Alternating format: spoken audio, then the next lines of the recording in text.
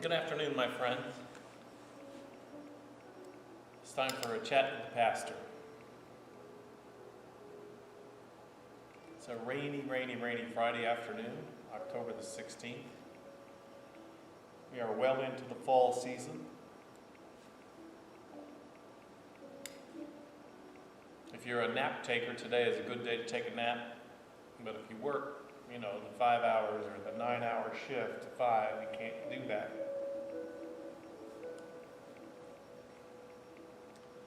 Rainy days present a special opportunity for us to look at our lives differently and to think about our lives. They're like a built-in Sabbath kind of thing. Even if you work inside, even if just the presence of the rain isn't always in the background, provides some opportunity for reflection. That's really what a pastor's chat is about. You come into a pastor's office, I think, to maybe divulge something, get something off your chest. Hopefully it's not that you're angry with the pastor, although that sometimes happens too. We can deal with that. You can hear that. But in the kind of chat that I've been trying to conduct, the purpose of the chat is for reflection. And reflection is so important in living your life.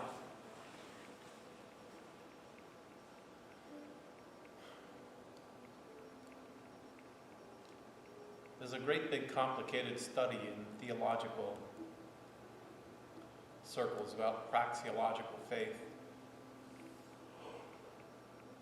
The rain has me thinking about a nap. But praxis in Christian faith in God and then moving out in faith in God and acting in faith in God is the first part of this journey of life with God. But nothing is ever clear what we think God wants us to do or what we think God would be happy with us doing. It's never crystal clear. We're not supposed to sit around and just have faith. We're supposed to act. We're supposed to go out and act in faith. Do things. Help people. Take food to the food pantry. Stand up for a cause for justice. Speak out. Speak up. But those actions, as good as they are and as important as they are, James says faith without works, faith without doing anything is dead. You can't just sing a hymn and say a prayer, but action is involved in the life of faith. And if there's one missing step, it would be that. If there are two missing steps, it would be what I'm talking about now. That for every action we take in faith, in good faith, we need to have an equal and opposite time of reflecting on our actions. Reflecting on what we do. Asking questions when we took food to someone. I remember years ago, in the church I served as an associate pastor, we had been told and had been given 15 complete Thanksgiving dinners, which the organization had asked us to give out to people from the church that we knew were needy and were poor. Now, truthfully, we didn't know, in our church, we didn't know 15 families that would need to get a complete free meal. So, the pastor was up against it because it was the Sunday before Thanksgiving and we had these meals to give away. And so, in the greeting line, as people were coming out of the church, he decided to take a risk with a person that he didn't really know all that well. And he took an action in faith. It was a good action. It was well intended. And he said to a woman who was leaving the service that he would like to offer her a free Thanksgiving meal.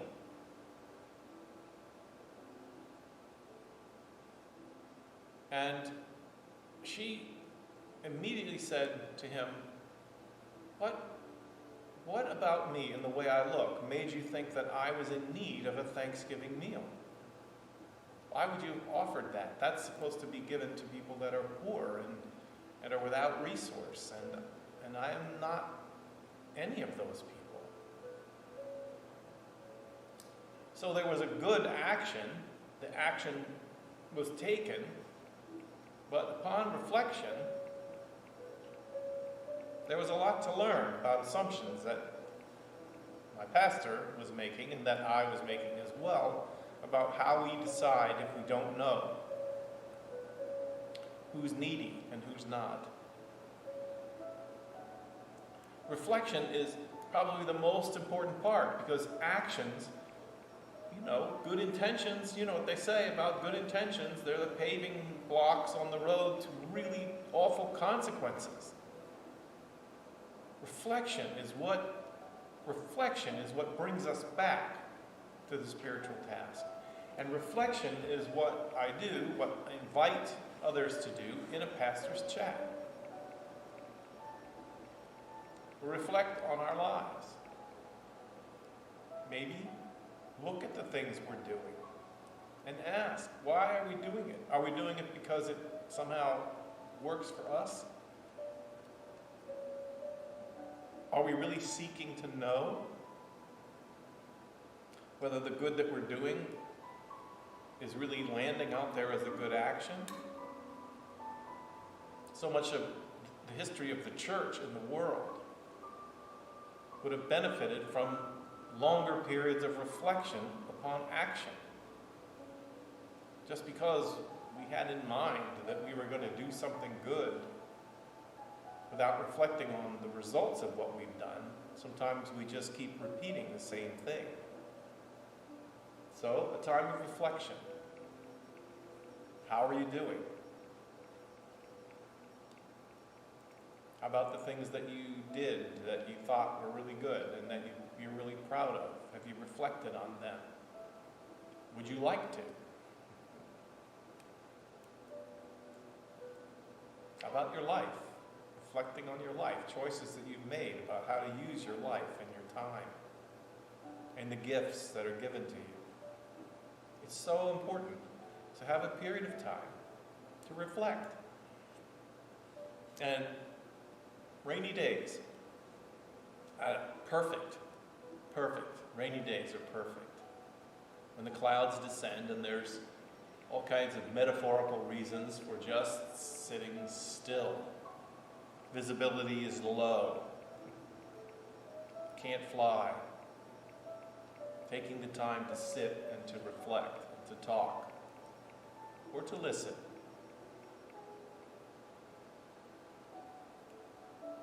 So reflecting on your day today. How are you doing? What's happened that you wish you hadn't done or that you could take back? And making a plan for doing it differently.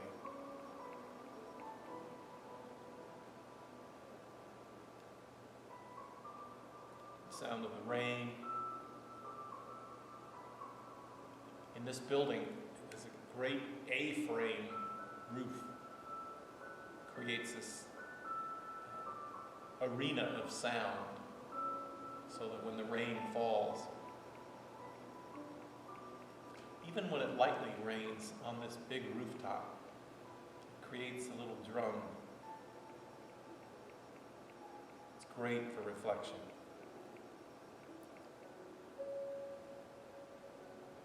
How are you doing? If you're not doing well, if you're struggling and you're really hurting, making a plan today, maybe talking to someone. It's one thing to have me talk to you. It's another thing to make a plan to talk to someone else, or maybe to talk to me. I'm open. Just email me at revlouis@aol.com. What you say to me stays with me, absolutely confidential. But I hope it's not confidential to you. I hope that you'll reflect and really think about what's happening in your life. We've got plenty of time for reflection in the seasons in which we're living. Time away from others. By the way, I'm happy to tell you that I had my second COVID test, and 2 negatives in a row brings an end to my personal quarantine, which has been hell. I'm a very social person. So I hear my phone. I'm just going to make sure that's not one of you calling me to say the sound is off or something. No. Okay. That's fine. So quarantine is no picnic. Not for a person who lives and interacts with people as a way of life. But it's over now. 2 negative tests, too. So that means that this coming Monday I can return to my work in the school. And I'm happy about that. For now, if I can return.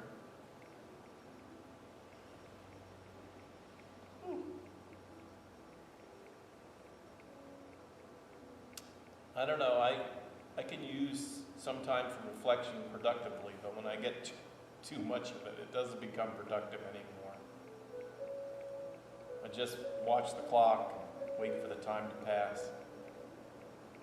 I think about people that have spent great periods of time in prison, and how sometimes in a determination to thrive in prison, they do productive things.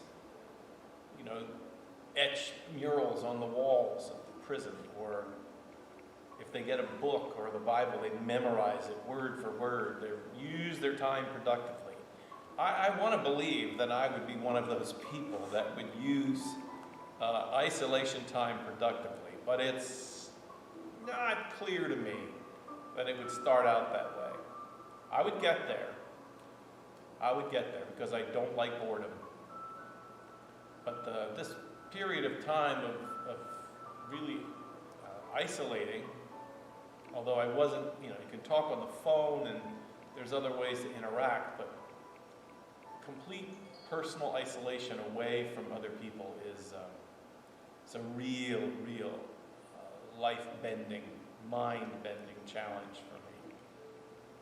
So I try to use some of the time for reflection. Tried to read a little bit, but it's not the same. I can read in my normal life, but in isolation life, during the shutdown early on, I read a lot. And I liked that, but that was because I thought it was going to end. I thought it was going to end quickly.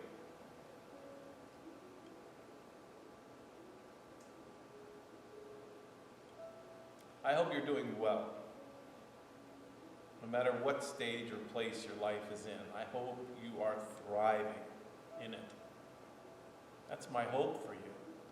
And it's not an effort to silence you if you're not. Maybe you have worries, the health of your family or the health of someone that you know. Maybe you're living through grief. This time of isolation just amplifies that. And I wish you God's speed in that journey.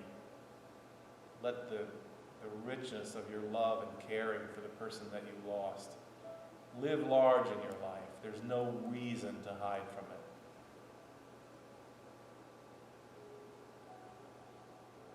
Maybe like I said yesterday, maybe you're one of those many people that found out this week or last week that your job is ending. And then you gotta Think about where you're going to get your money to pay the rent or the mortgage and all the bills. I hope you're thriving in this time. That's my prayer for you, more than anything. And I hope that God will be with us. I hope that God will stand beside us all of us in the human race. Stand beside us. Come down, O God, and stand with us in this time. Help us to listen to each other. Help us to grow in the knowledge of each other like never before. For we may not all be in this together, but we are all one in this. We are all children of Eve and Adam. We are. It's been rehearsed in our minds from the very beginning. There's one human family. It's illustrated in the way we're all susceptible to one virus. So I hope that we are thriving too in this time, and that a day like today would give us some time to do some reflection and to remember that those that we disagree with, or those that we're angry with, or those that we've been wounded by, there's still something to be said for the fact that they're human just like you and me. And that the call of God is a journey together through that. So, it's Friday. It doesn't seem like it's been a long week, although there were some long periods of time in it. We talked 4 times this week, with Original Peoples Day on Monday, Columbus Day. And now we're ready to go into the weekend. I've been working and thinking in my reflection time about my sermon for Sunday. I hope you'll tune in. I hope you'll join in. We've got some really good hymns and videos that I think you'll like to help to inspire you in your faith and rekindle your connection to God. 10:30 on Sunday morning. If you don't get a worship guide and you'd like to get a worship guide, which is just an electronic email that tells you what the prayers are so you can say them. Again, email me, RevLouie, RevLouie @AOL.com. I feel like I say that all the time, but don't hesitate, please. We'll be happy to send you the helpful guide, and we're still chatting with the children too in the middle of the service. So God bless you, my friends. God richly bless you, I pray. Strengthen you for what's needed for your life today, and give you sleep and rest for the end of the day and ready for tomorrow. God bless you and keep you.